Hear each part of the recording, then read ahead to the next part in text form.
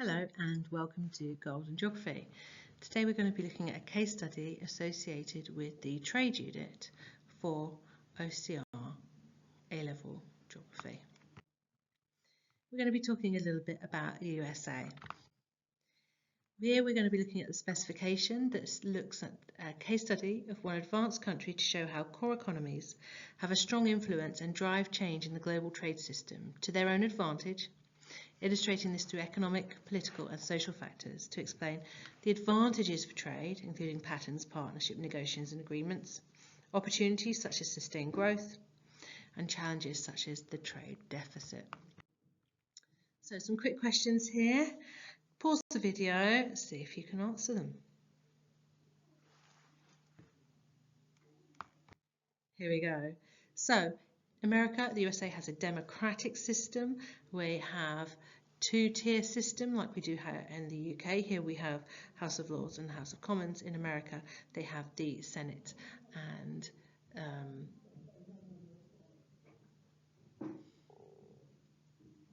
anyway, Congress, Senate and Congress. They have a president called President Trump at the moment. You might have heard of him. FDI stands for Foreign Direct Investment. Silicon Valley is in California. It's an area where a lot of computing companies are based, like Apple and Microsoft and Facebook. And the Rust Belt is a region that was very productive in the past in terms of manufacturing, but has seen significant deindustrialization since. And as a consequence, these parts of the Northwest really struggle with employment. Okay, so a little bit of history. We can see here a little bit about the US, its colonial area, when it had its revolution, its declaration of independence in 1776. And what's happened since then? We have had civil war, we've had problems with immigration and industrialization, we've had world wars, Great Depression, right up to the modern era where we are today.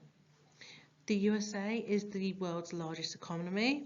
It is based on a federal republic, which means although it has a centralized government, each region or county as such has its own governments, and the federal government rules that region. So California has its own governance, and it has a diverse population.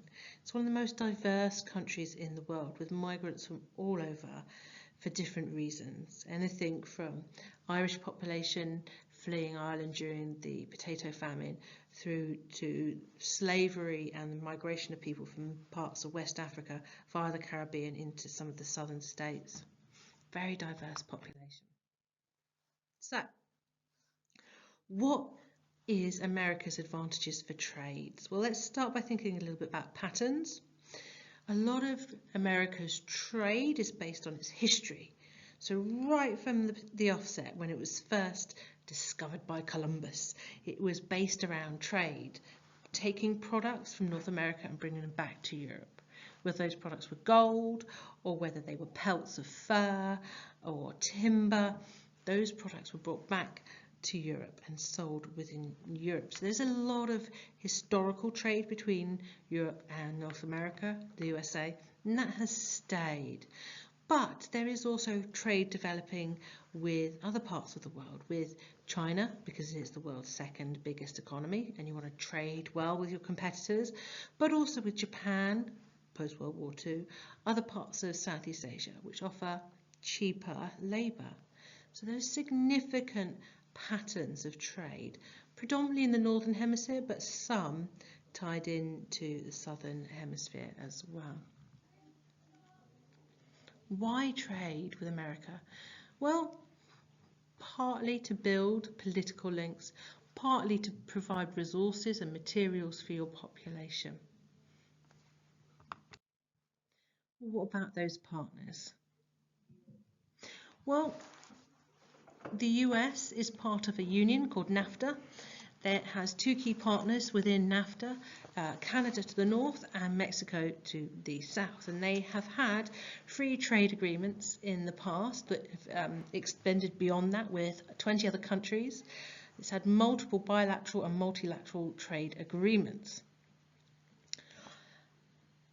NAFTA has been really important, as have some of these other trade agreements, but since Christmas in 2024, so 2025 January period onwards, the new president, Mr. Trump, second sitting, has started a bit of a trade war, which has started to undermine some of these partnerships. So in terms of analysis, historically, these partnerships have been good, strong and important, but in more recent time, there's been some challenges.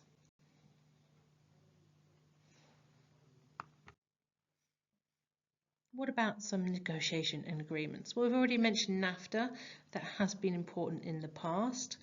There is something called the Office for the US Trade Representative, which has been responsible and important in the development of trade agreements with other countries, both bilateral and multilateral.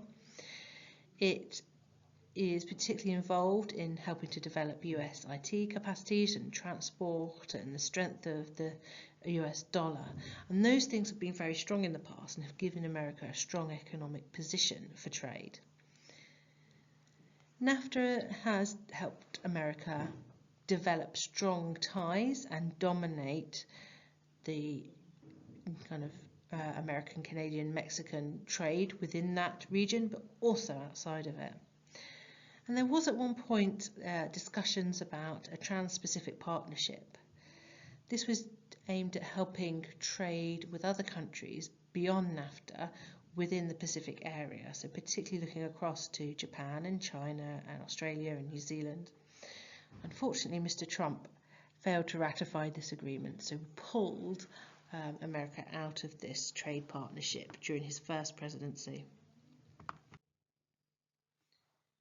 So how has trade helped?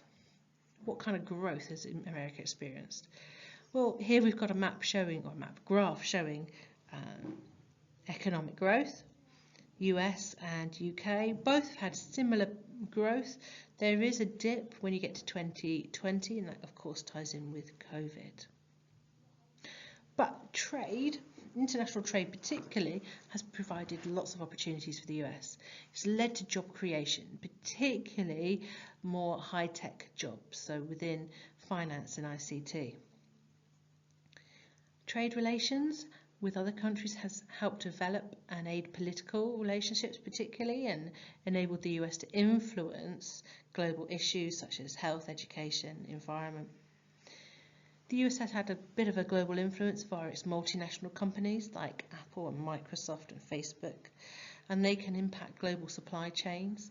They can help stimulate the economic growth in other countries. And in return, this has enabled greater exports from the US as those markets open up. So as places like India and China develop and have more disposable income, they can buy American products. So developing these trade links with economically developing countries in particular has been beneficial for the US. But it has led to challenges. Being the #1 economy and trading with other economies does often lead to inequalities in trade. And this is what sparked some of the challenges this year with the Trump presidency.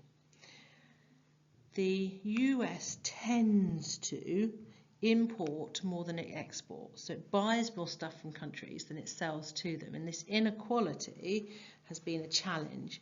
And in an attempt to address the inequality and boost manufacturing within the US, particularly in areas of the Rust Belt, Trump has added tariffs to products imported into the US to make them more expensive, so that Americans will buy American products and boost their own manufacturing. So this trade deficit has been the spur of those current trade wars. Trade with other countries have produced other problems too, particularly environmental challenges. There's big issues to do with air pollution and water pollution, particularly as the movement of products across our oceans, particularly in containers, grow. We've already mentioned the trade deficit, but there's also issues resulting with border control, particularly with less developed countries like Mexico or countries from within Central America trying to migrate north because there's inequalities in the development status of those countries compared to the US. And there's also been issues over pricing and dumping of poor quality goods or the non-admittance of goods. There are many American goods that do not meet European standards and therefore are not admitted into the European trade arena, and that has caused issues. And in some cases, products have been overpriced, or poor quality products that don't meet the requirement have been dumped, producing waste. So there are some challenges associated with the US and US trade. But on the whole, it is a very strong economy. Its economic strength is tied into its political stability and its history. Okay, pause the video, see if you can answer these short questions. How about this essay? Thanks for listening.